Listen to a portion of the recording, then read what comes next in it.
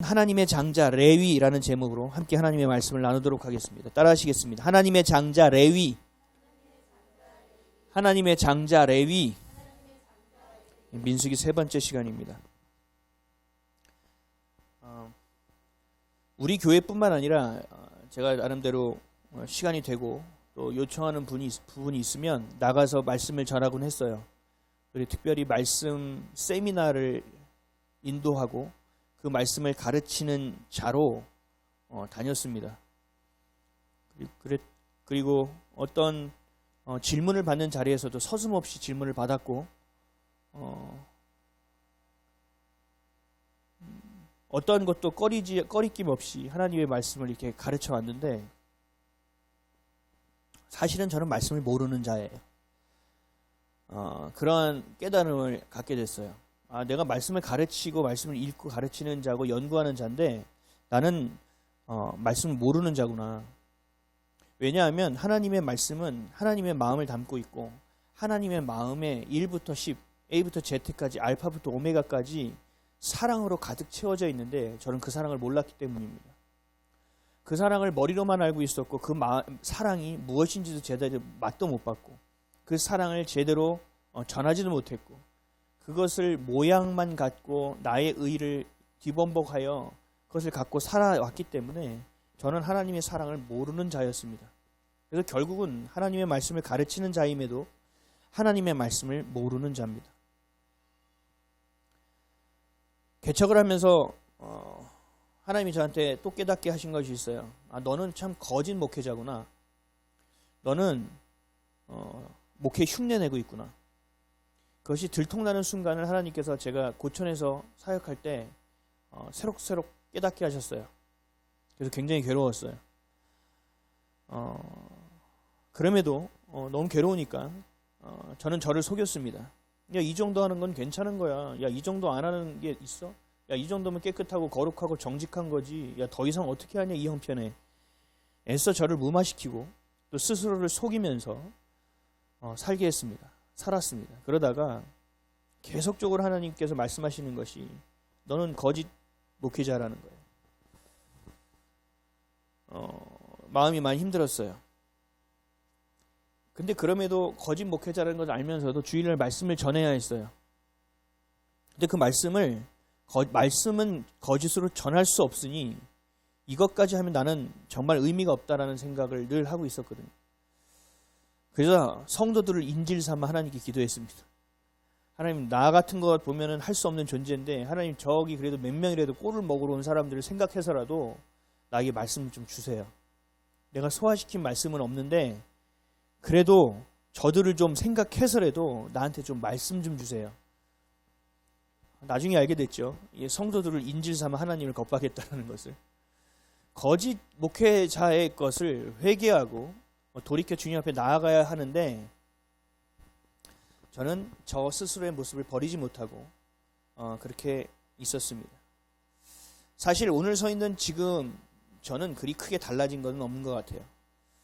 아직도 저는 저 스스로를 부인하지 못하는 자입니다. 아직도 성질 하나 다스리지 못하는 자입니다. 아직도 하나님의 다스림 안에 머물지 못하는 죄인입니다. 물론 지금은 하나님이 주신 말씀을 붙들고 본질을 전하는 설교를 합니다. 그리고 그것이 내 안에서 소화된 것을 통해 여러분들에게 말씀을 준비하고 여러분에게 말씀을 먹이려고 합니다. 한 주를 살아갈 수 있는 충분한 양식이 될 수 있도록 그렇게 돌이켜질 수 있도록 간절히 기도합니다. 그래서 일주일에 한 번뿐인 설교가 저에게는 큰 부담이 될 때가 있어요.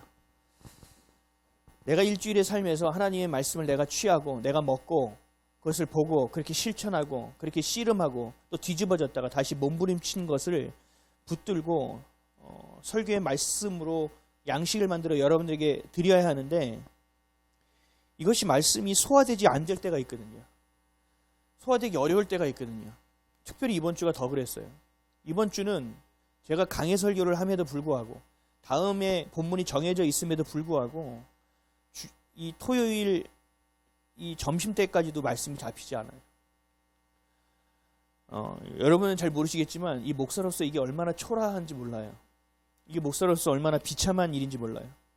그 마음이요, 정말 발을 동동 굴러요.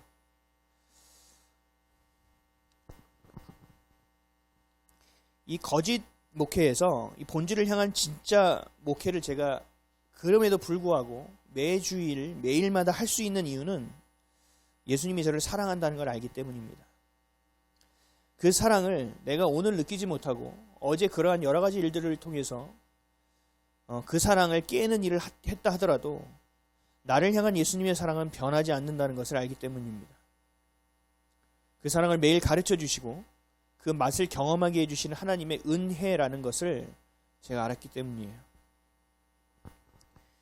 그럼에도 마음속에 아직도 내 것이 충만하고 그것이 내 안에 가득 흘러 넘쳐서 내 생각도 내 말도 내 삶의 모습도 하나님의 것이 아닌 내 것을 여전히 붙들고 살아가는 모습이 저의 모습입니다. 목회를 제가 언제까지 하게 될지 모르겠습니다. 너무나 연약하기 때문에 내가 이 목회를 정말 많은 분들이 은퇴할 때까지 할 수 있을까? 정말 언제까지 내가 하나님의 나라를 향하여 이렇게 걸을 수 있을까? 라는 생각을 간혹 하게 돼요. 이 땅에서 영원한 것은 없습니다. 여러분과 저와의 지금 오늘 이러한 만남도 영원할 수 없습니다. 여러분들이 갑자기 지방으로 이사를 가게 될 수도 있고 갑자기 하나님이 저를 어떤 선교지로 보내게 될 때도 있을 것이고 어떤 긍정적이든 어떤 부정적이든 어떤 이유를 통해서도 우리가 연합됨이 물론 이 영적으로 연합됨은 계속 지속되어야 되겠죠. 그럼에도 불구하고 우리가 이렇게 만나고 이야기하고 예배드릴 수 있는 순간이 계속될 수 있는 건 아니에요.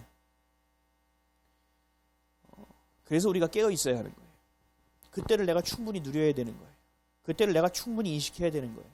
내가 정말 이때에 정말 소중한 것이 무엇이고 내가 이때 가장 먼저 붙들어야 될 본질이 무엇이고 그 가운데서도 내가 가장 먼저 붙들어야 될 우선순위가 무엇인지를 명확하게 깨닫지 않는다면 우리는 이 일상, 너무나 하나님이 우리에게 선물로 주신 일상을 너무 거침없이 그냥 지나쳐 버린다는 겁니다.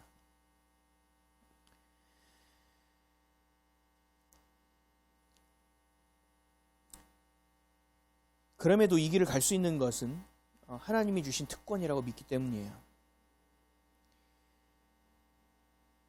내가 이리저리 흔들리고 넘어지는 순간이 있을지라도 내가 다시 하나님의 말씀을 부여잡고 내가 다시 기도의 자리로 나올 수 있는 이유는 내가 하나님의 자녀이기 때문이에요.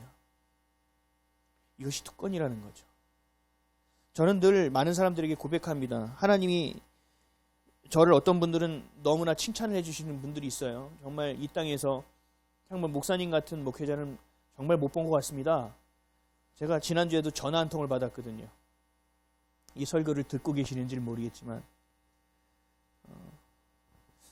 이런 본질을 얘기하는 설교는 정말 오랜만에 들어봤다. 그래서 예배를 같이 드리고 있다고 말씀하시더라고요.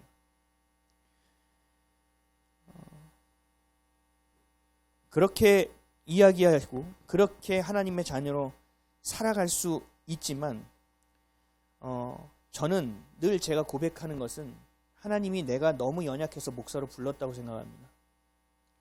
나 같은 존재가 이 땅을 살아가기 너무나 힘들고 한 번 넘어지면 수도 없이 넘어지고 잠수 타고 막 하나님께 땡깡 부리는 이 존재가 그래도 주일이라는 것이 있고 주의 종이라는 것이 있기 때문에 어쩔 수 없이 붙들고 일어나야 되는 그 타이밍이 나에게 있다는 것 자체가 엄청난 감사라는 것을 느끼고 이것 또한 특권이구나. 어쨌든 여러분들이 하나님의 자녀라는 사실이 얼마나 큰 특권이고 그리고 우리가 지금 이러한 만남을 갖고 있다는 것이 얼마나 큰 감사라는 사실을 여러분들 깊이 알기를 바랍니다. 우리 속담인가요? 뭐 이런 말 있잖아요. 야, 있을 때 잘해. 정말 우리가 서로 간에 연합되어 있는 지금 있을 때 우리가 좀 잘했으면 좋겠어요. 그리고 좀 더 주님 앞에 매진했으면 좋겠어요. 그리고 제가 원래 매년 연초에 3일씩 금식을 해요. 근데 저는 작년만 안 한 줄 알았더니 재작년도 안 했더라고요. 이게 무슨 정신머리로 살고 있는가. 그래서 이제는 금식을 수시로 하기로 했습니다. 이게 뭔가 내 것이 올라오는 순간은 그냥 굶어버려. 이게 뭔가 내 생각과 내 의가 올라오는 순간 굶어버려. 내 육체가 살아 움직이지 못하도록 내 영이 내 삶을 주관할 수 있도록 철저히 나를 간수해야겠다. 그게 야구 선수의 인터뷰를 보면서 제가 느낀 거예요. 내일 경기를 준비하는데 저 친구는 나는 내일의 삶을 준비하고 있는 거야. 주님 감사합니다. 내일 살게 해주십시오. 아멘. 너무 단순하게 너무나 일상적으로 그냥 지나치고 있구나. 우리의 삶을 매일의 삶을 적어서 야구 선수의 타율처럼 야구 투수의 방어율처럼 적고 있다면 과연 우리가 내일을 준비하지 않는 삶을 살까? 이것을 알게 되면 너무나 비참하기에 하나님이 오늘도 긍휼히 여겨주시고 은혜를 주시고 괜찮다고 두드리기며 내가 끌어주겠다고 붙들고 가시는 그 예수님의 마음은 얼마나 속상할까, 얼마나 아플까라는 생각을 하게 됩니다. 그래서 저는 스스로에게 자주 이렇게 묻습니다. 너의 주인은 누구냐? 야, 이정도 너의 주인 누구야? 야, 너는 지금 누구의 다스림을 받고 있는 거야? 너 지금의 이 상황 가운데서 너의 주인은 누구야? 너의 다스림은 누가 하고 있어? 넌 누구의 거야? 넌 예수님의 거야? 라고 제안해서 계속 묻고 살아가고 있습니다. 사랑하는 성도 여러분, 여러분들은 진짜 성도입니까? 가짜 성도입니까? 온전하기 어렵습니다. 그럼에도 순간마다 예수님이 나의 그리스도이시고 나의 주인이라는 사실을 붙들고 내가 몸부림치고 있는가? 예수님이 그 다스림 안에서 내가 옳다고 여기고 이건 아니에요, 이건 내 말이 맞아요라는 것조차도 버리고 내가 예수님의 옳음을 붙들고 따라가고 있는가? 내가 옳다고 여기는 것, 다른 사람이 다 옳다고 여기는 것이라 하더라도 주님이 아니라고 여기는 것이 있다면 내가 그것을 버리기 위해서 내가 몸부림치고 있는가? 그것을 주님께, 성령께 가르쳐달라고 내가 몸부림치고 있는가? 그 몸부림치는 것이 진짜가 되는 유일한 길입니다. 그 몸부림이 없이, 그런 고통의 과정 없이는 절대로 허물을 벗고 나올 수 없습니다. 절대로 그 번데기를 벗고 날개를 펼 수 없고, 절대로 그 딱딱한 알을 깨고 날개를 펼 수 없다는 얘기.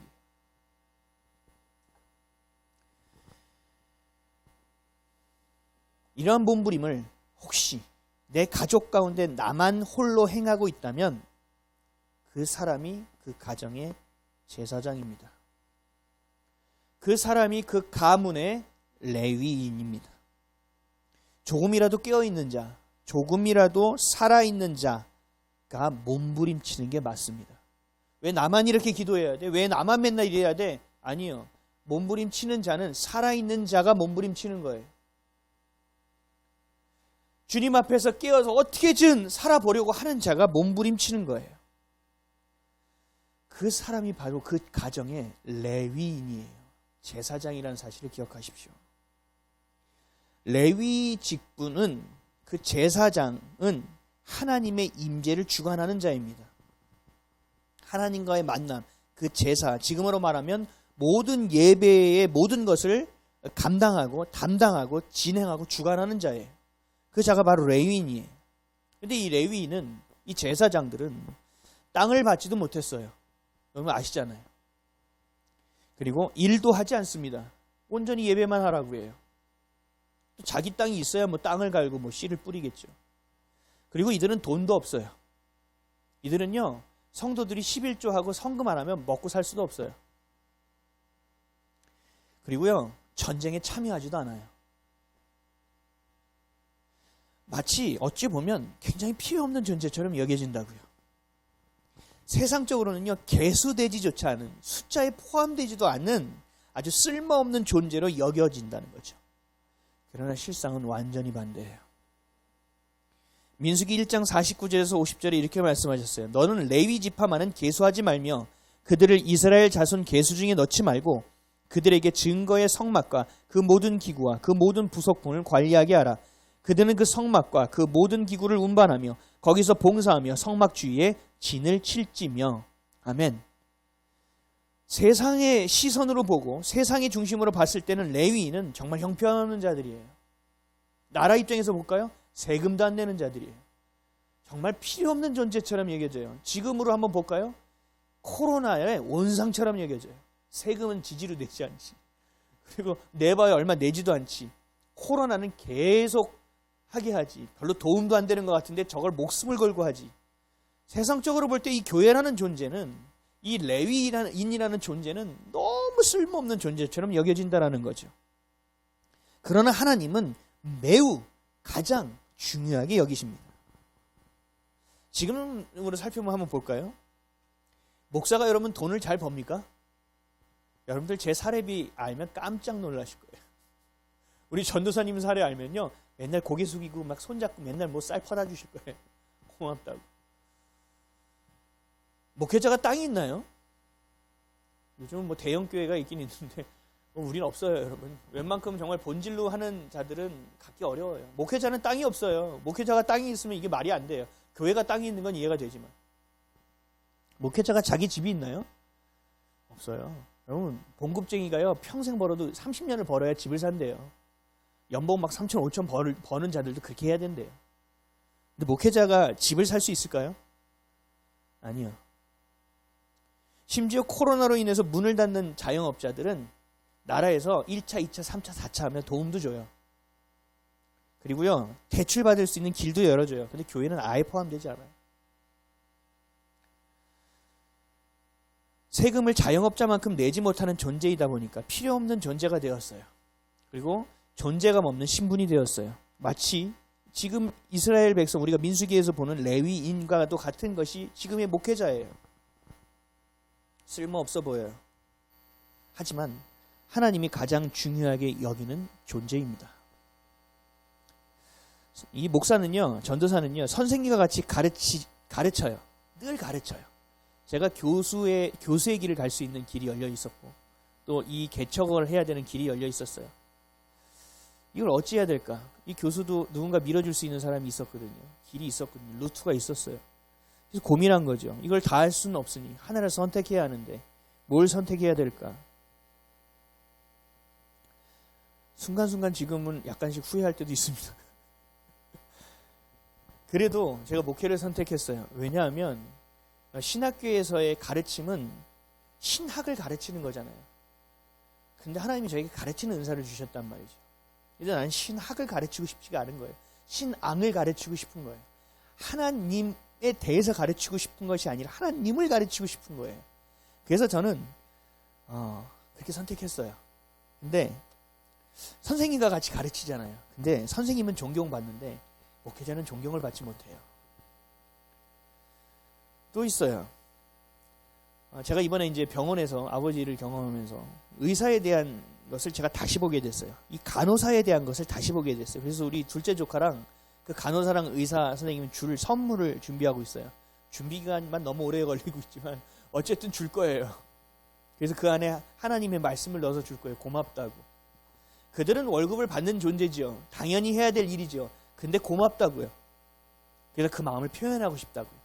그리고 그 마음을 표현하는 자가 그리스도인이라는 것을 드러내고 싶다고요. 그 의사와 간호사 너무나 중요한 존재예요. 그리고 의사의 그 레벨이 얼마나 높은지 제가 이번에 알았어요. 간호사들이 얼마나 일사불란하게 움직이는지 몰라요. 그 의사의 말 한마디, 그 잠깐 하는 판단, 그 진단으로 수많은 사람들과 수많은 시스템이 움직이고 있더라고요. 그리고 모든 환자가 의사에게 목을 메고 있어요. 조금 아픈 것도 마치 7살짜리 아이가 엄마한테 아파, 호해줘 이러는 것처럼 모든 사람이 의사에게 저 여기가 이러면서 막 설명을 하고 있어요. 의사를 마치 육체를 고치는 의사, 정말 나의 생명을 주고 있는 자처럼 여기고 의사를 대해요. 근데 목사는요, 전도사는요, 이 육체보다 더 중요한 영적인 것을, 영혼을 치료할 수 있게 도와주고 치유하고 또 치유하는 일을 해요. 그런데 어떤 누구도 알아주지 않아요. 무시당하기 일쑤고요, 억울한 일을 당하기 일쑤고요, 모진 말을 듣기 일쑤예요. 땅을 투자해서 늘리진 못하죠, 목회자가. 근데 간혹 요즘 목회자들은 땅 투기에 탁월한 목회자들이 있는데 어쨌든 간에 그러나 오염되어 있는 여러분들의 각 가문에 있는 땅을 기경하는 것을 돕습니다. 그러나 여러분들이 살아가는 땅, 여러분들의 자손과 대를 이어 살아갈 그 가문의 토지를 오염되어 있는 것을 오염되어 있다라고 알려주고 그것을 함께 기경하고 그들이 살아갈 그 영혼의 땅을 오염되지 않도록 다시 새롭게 건강한 땅으로 바꾸는 일, 살리는 일을 합니다. 이게 목회자가 하는 일이에요. 그럼에도 인정받지 못합니다. 억울한 일, 누명 쓰는 일을 당합니다.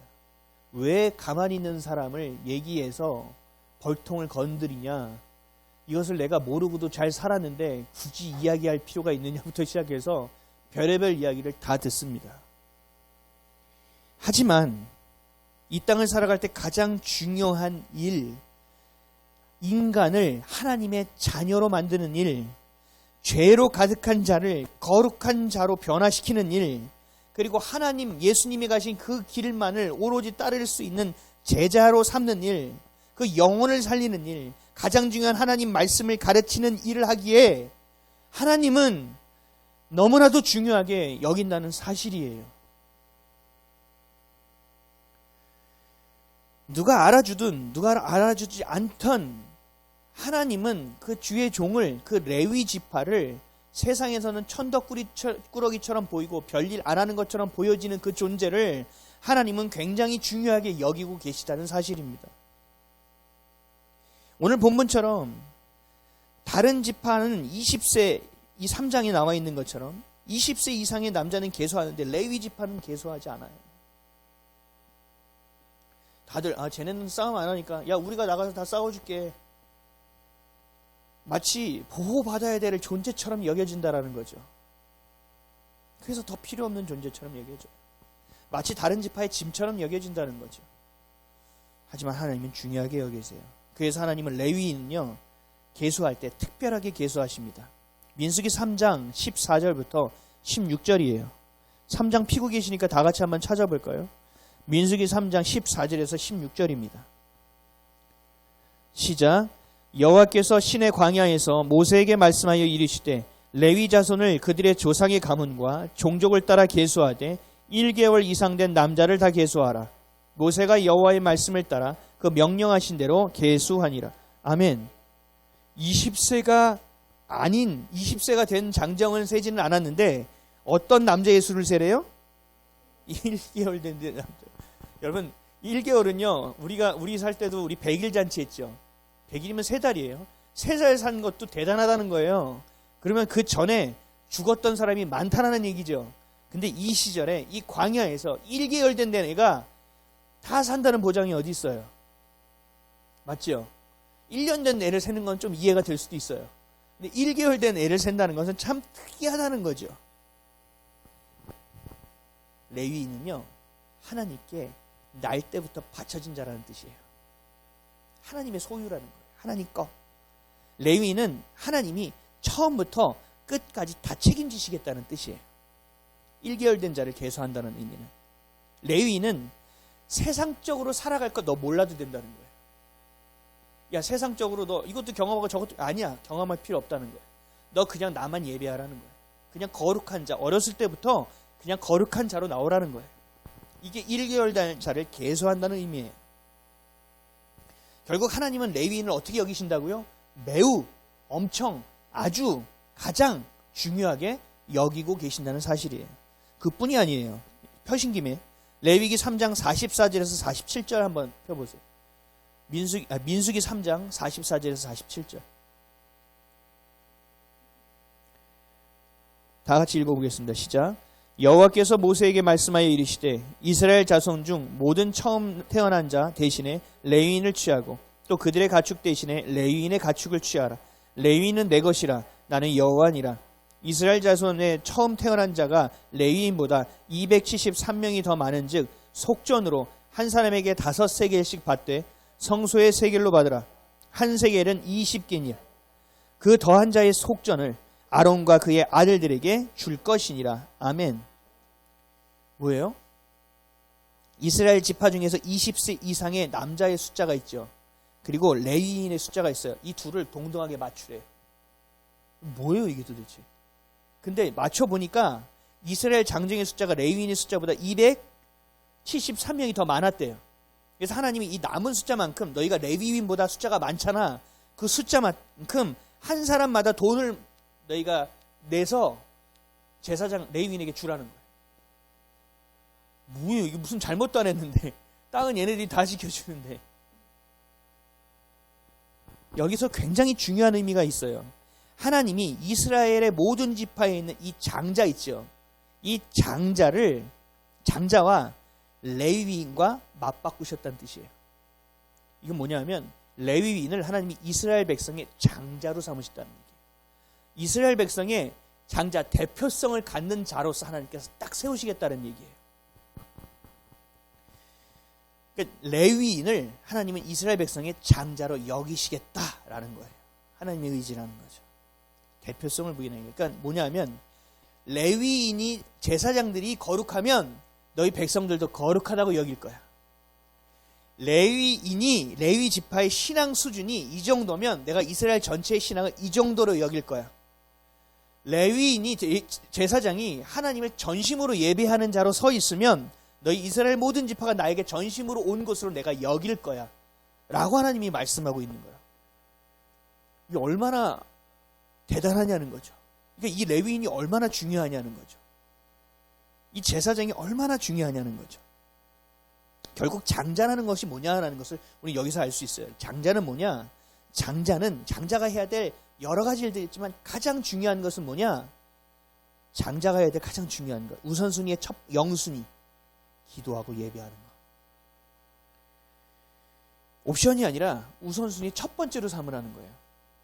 혹시 여러분들의 가정에 여러분들이 장자입니까? 여러분이 레위인입니까? 그렇다면 가장 중요하게 여길 게 뭔지 아세요? 기도하고 예배하는 거예요. 여러분들이 기도하는 수준으로 그 가문을 내가 다스릴 거고, 내가 여러분들이 장자로서의 거룩한 모습을 통하여 그 가문을 내가 그렇게 여길 것이야. 여러분에게 하나님이 초점을 맞추시겠다는 거예요. 믿지 않는 자, 잘 못하는 자, 아니, 거기에 초점을 안 맞추고 그 가정의 제사장으로 있는, 레위인으로 있는 자에게 내가 초점을 맞출 거야. 이것이 장자가 가장 중요하게 해야 될 일이에요. 아브라함, 이삭, 야곱이 때에 따라 장자로서 어디에 가던 가장 먼저 돌을 쌓고 했던 일, 이게 뭐예요? 예배였잖아요. 그 일을 장자로서 우리가 해야 된다는 거죠. 장자로서 레위인, 목회자가 해야 된다는 거죠. 이스라엘 백성이 하나님이 택하신 민족으로서 열방을 향한, 이 12지파 중에, 다시요, 12지파 중에 레위 지파는 12지파를 대표하는 제사장이죠. 그 거룩한 일을 하는. 그것처럼 이스라엘 백성은 온 열방에 있는 수많은 민족 가운데 예배하고 기도하는 장자로 삼은 지파라는 얘기예요. 이해가 되시죠? 다시 우리의 인생, 우리의 삶으로 돌아와서 우리의 집 가정에서 하나님이 이 가정을 구원시키기 위해서, 온전하게 하나님의 나라를 만들기 위해서 하나님이 나를 부르고 나를 선택하여 나를 이 자리에 세워 이들을 향하여 예배하고 기도하는 장자로 삼으셨다는 얘기예요. 어쩌면 하나님이 이 교회를, 이 김포 땅, 아니면 대한민국에, 아니면 통일을 바라보는 때 가운데 하나님이 장자로 세워주셨을지도 몰라요. 하나님은 크기를 보는 것이 아니라 하나님은 그 본질, 그 마음의 중심을 보시는 분이기 때문에. 그래서 늘 기도하는 게 있어요. 하나님, 우리 성도가 몇 되지 않지만 아브라함이 구했던 그 의인의 10명이 이곳에 있게 하옵소서. 하나님, 그리하여 하나님 우리의 예배를 통하여 이 대한민국이 무너지지 않게 하시고, 하나님 이 김포 땅이 거룩하게 하여 주옵소서. 이 작은 교회가 비록 작지만 통일을 준비할 수 있는 교회가 되게 해주십시오. 하나님, 이것이 중심이 되어, 이것이 코어가 되어 기도하는 자를 붙이십시오 라고 기도하고 있는 거예요. 성도 여러분, 각 가정에서, 각 가문에서 장자로서 예배하고 기도해야 합니다. 여러분의 영성이 가문의 영성이 될 것이고, 여러분의 기도가 여러분들의 자녀의 기도가 될 것이며, 여러분들의 거룩함이 그 가정과 여러분들의 가정과 자녀의 거룩함의 수준이 될 것입니다. 너무나도 중요한 역할을 여러분에게 맡겼다라는 거예요. 중요하지만 매우 무거운 일이죠. 그래서 대제사장이 속죄일에 지성소에 들어갔을 때 어떻게 했죠? 몸에 끈을 묶었고요. 방울을 달았어요. 왜요? 하나님이 어떠한 죄가 씻겨지지 않은 것이 있어서 들어왔다면 하나님이 가만두지 않고 그 대표자를 다 쳐 죽이지 않고 이 자를 하나님께서 목숨을 쳐 거두셨다라는 얘기예요. 그래서 이가 살았는지 죽었는지 확인하는 거예요. 무거운 일이라고요. 굉장한 특권이기도 하지만. 그래서 우리가 두렵고 떨리는 마음으로 주님 앞에 나아가 기도하고 예배해야 되는 이유예요. 장자는 특권을 가진 자예요. 하나님께 선택을 받은 자라는 거죠. 오늘 본문 3장 12절 한번 읽어볼까요? 다시. 시작. 보라, 내가 이스라엘 자손 중에서 레위인을 택하여 이스라엘 자손 중에 태를 열어 태어난 모든 자를 대신하게 하였은즉 레위인은 내 것이라. 아멘. 또 45절이요. 민수기 3장 45절. 시작. 이스라엘 자손 중 모든 처음 태어난 자 대신에 레위인을 취하고 또 그들의 가축 대신에 레위인의 가축을 취하라. 레위인은 내 것이라. 나는 여호와니라. 아멘. 레위인은 하나님의 것이라는 거예요. 여러분들이 여기 앉아있는 것은 우연히 된 것이 아니라 그냥 나를 사랑해서만 부른 것이 아니라 하나님께서 그 가문과 가정과 그 자녀를 회복시키고 살리고 그 땅을 다시 하나님의 거룩한 땅으로 바꾸기 위해서 여러분들을 장자로 택하여 이 자리에 심었다는 거예요. 세웠다라는 거예요. 불렀다라는 거예요.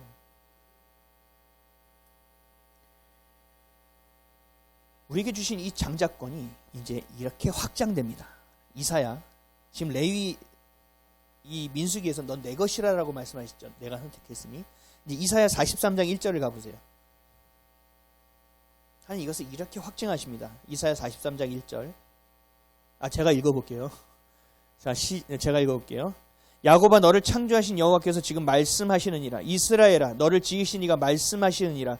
너는 두려워하지 말라. 내가 너를 구속하였고 내가 너를 지명하여 불렀나니 너는 내 것이라. 아멘. 이러한 너에게 장자라는 것, 레위인이라는 것을 그 가정에서 세워져 있고 서 있고 깨어 있어야 자라는 것을 내가 불렀는 이 특권을 갖고 무겁지. 근데 걱정하지 마. 두려워하지 마.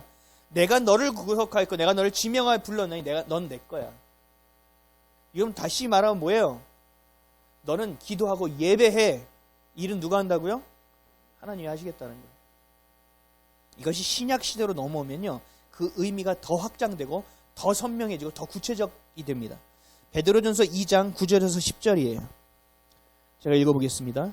너희는 택하신 족속이요 왕같은 제사장들이요 거룩한 나라요 그의 소유가 된 백성이니 이는 너희를 어두운 데서 불러내어 그의 기이한 빛에 들어가게 하시니에 아름다운 덕을 선포하게 하려 하심이라. 너희가 전에는 백성이 아니더니 이제는 하나님의 백성이요 전에는 긍휼을 얻지 못하였더니 이제는 긍휼을 얻은 자이니라. 아멘. 이 레위인, 이 12지파의 레위인, 그런 장자의 모습 가운데서 하나님 열방을 향한 예배하고 기도하는 제사장으로 이스라엘의 백성을, 나라를 부르신 것과 그뿐만 아니라 이것이 확장되어 우리 각 한 사람 한 사람을 하나님이 장자로 여기시면서 말씀하시는 거예요. 너는 택한 족속이라는 거예요. 그리고 왕같은 제사장이, 그리고 너는 거룩한 나라. 이게 뭐예요? 한마디로 쉽게 얘기하면 너 내 거야 라는 거예요. 근데 그 내 건 이유가 뭐야? 내가 어두운 데서 너를 꺼낼 거야. 네가 보지 못하는 것을 보게 할 거야. 너가 매여 있는 것을 끊어서 내가 자유케 할 거야. 너 포로로 살아갔던 것을 내가 자유함이 무엇인지를 가르칠 거야. 너가 왜곡된 사랑 가운데서 허우적거리면 그것을 인정받고 그것을 구하고자 한 것들 버려. 이제 내가 진짜 사랑을 너에게 줄 거야. 너 지금 흙탕물 막 섞여 있는 거 먹어서 이런저런 병 걸렸지. 이제 그거 먹지 마. 내가 생수를 너에게 줘서 이거를 먹고 자라게 할 거야 라고 생수가 흘렀네요. 하나님께서 말씀하시는 거예요. 하나님께서 주신 거라는 거죠. 이것을 우리는 기억해야 돼요. 반드시 기억해야 돼요. 하나님이 주실 때 좀 찔끔찔끔하게 이렇게 좀 주시라고 기도하세요. 하나님 쏟아주듯이 좀 주세요. 하나님 그 사랑을 그냥 팍 부어주시지 좀 주세요라고 기도하세요, 여러분. 우리 집에 가서 이것만 기억나시면 이렇게 기도하시라고요. 장자는 축복의 대를 잇는 자를 얘기해요. 장자는 예배하고 기도하는 자를 말해요. 장자는 대표권을 갖고 그 가문을 살리고 가정을 살리고 자녀를 살리는 자를 말해요. 그 가정에 아비와 어미가 있어도 그 아들이 끼어 있다면 그 자가 장자인 것이고, 그 아비와 어미가 없어도 나 혼자 있더라도 그 자가 그 가정의 장자가 되는 것이고, 내 어미 아비가 말씀을 믿고 말씀을 듣고 막 믿음 생활을 하는데 하나님이 그것이 아니라고 여긴다면 내가 자녀로서 그 자리에 서 있는 것이 장자로서의 역할을 하는 거라는 거죠. 누구에게 미루는 것이 아니라, 나는 화정을 보니까 나는 아닌 것 같은데라고 하는 것이 아니라, 사랑하는 성도 여러분, 본인이 장자라고 아마 여기는 것까지는 여러분 아실 거라고 생각해요. 하지만 이것에서 머무르지 마십시오. 반드시 그 축복이 무엇인지를 보시고 구하고 취하십시오. 그리고 내 자녀에게 그 믿음의 유산을 대대로 물려줘야 합니다. 이것이 바로 하나님의 장자로서 반드시 해야 될 일인 동시에 부르심의 가장 중요한 이유 중에 하나라는 사실을 기억하시기 바랍니다. 이 장자권을 붙들고 우리의 가문의 땅, 하나님 주신 영적인 토양을 지키기 위해서 악하고 어두운 것과 우리가 싸워내는 것이 영적인 싸움이에요. 레위인은 돈을 많이 벌지 못합니다. 이익을 많이 남기지도 못합니다. 부동산을 사서 이문을 남기는 것도 못합니다. 대대로 살아갈 부동산을 마련하는 것도 못합니다. 세상의 치열한 생존 경쟁에서 이기는 것도 모릅니다. 다시요. 우리가 우리의 자녀들, 여러분들이 장자로서 레위인으로서 우리의 자녀에게 가르치지 말아야 될 것이 무엇이냐? 돈을 많이 버는 것을 가르치지 마십시오. 이익을 많이 남기는 것을 가르치지 마십시오. 부동산을 사서 이문을 남기는 것을 가르치지 마십시오. 대대로 살아갈 부동산을 마련하지 말아 주십시오. 세상의 치열한 생존 경쟁에서 이기는 법을 가르치지 마십시오. 이것은 거룩한 자녀로서 해야 될 일이 아니라는 겁니다.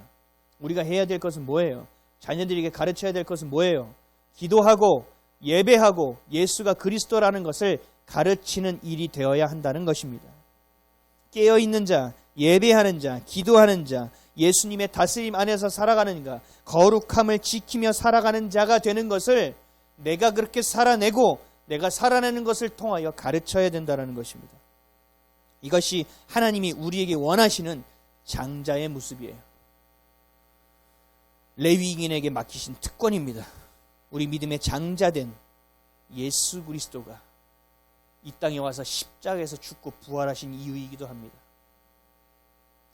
우리를 위해서 대표로 이 땅에 오신 예수 그리스도가, 장자 되신 예수 그리스도가 그 죽으심과 부활을 경험하심을 통하여 그 첫 열매가 되어주셔서 우리는 그 장자로 인하여 그 장자의 희생과 그 사랑과 죽음과 그 처참한 그 모습을 통하여 우리는 부활을 경험할 수 있고 우리는 그의 임재와 영광을 경험할 수 있게 된 겁니다. 우리의 예수 그리스도가 우리의 장자가 되어주셨기 때문이에요.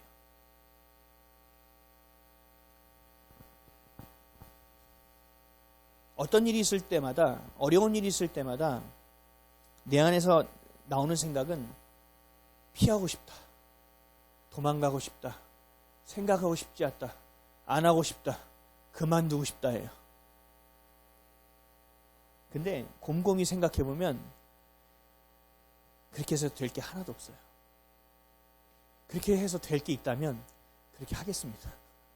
그렇게 해서 절대 될 게 하나도 없어요.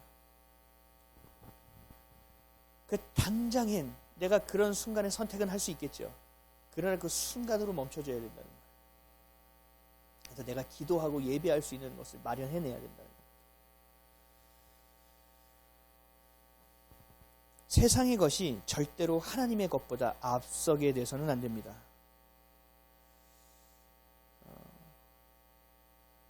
내가 아무리 옳은 일을 하더라도, 내가 아무리 맞는 것을, 바른 것을 이야기하더라도 성경에서 그것이 아니라면 아닌 거예요. 근데 이 성경에서 아니면 아니다라고 명확하게 나와 있지 않을 때가 있어요. 그러면 어떻게 구분해야 되냐? 내가 지금 이 사람에게 해야 될 말이 이것이 옳은 말인데 그것이 사랑인지를 구분하시면 돼요. 내가 이 사람에게 전해야 될 것이 있는데 이것이 사랑으로 하는 것인지를 생각하면 돼요. 내 사랑? 아니요.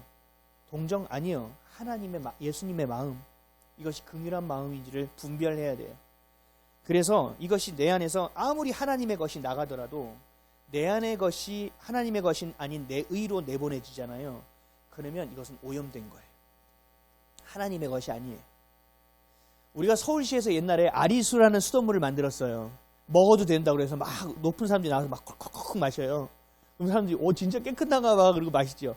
아니요, 깨끗해요 그때는.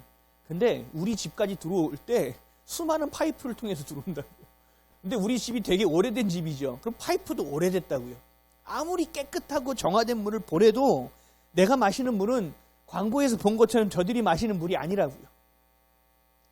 뭐냐? 하나님이 아무리 우리에게 생명을 주시고 거룩한 것을 내어주시고 생명을 내어주셔도 내가 그것을 내어줄 때 누군가에게 전하고 내가 삶을 살아내고 내가 생각을 돌리고 내가 마음에 품을 때 내 것이 섞여버리면 다 썩어버린다고요.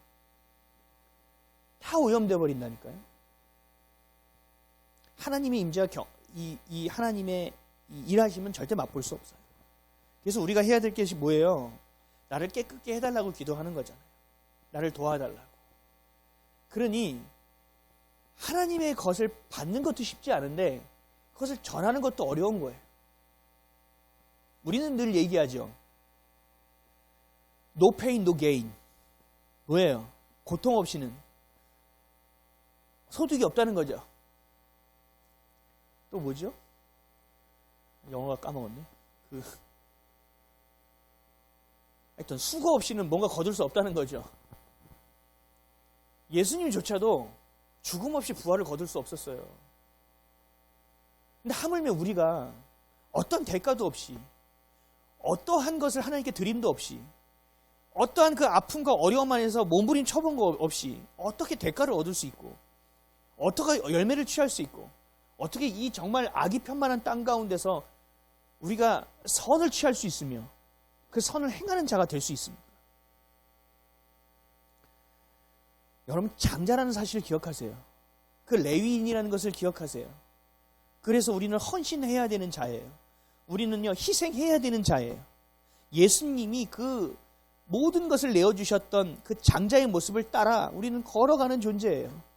그가 가신 길을 다시 쫓아가는 존재예요.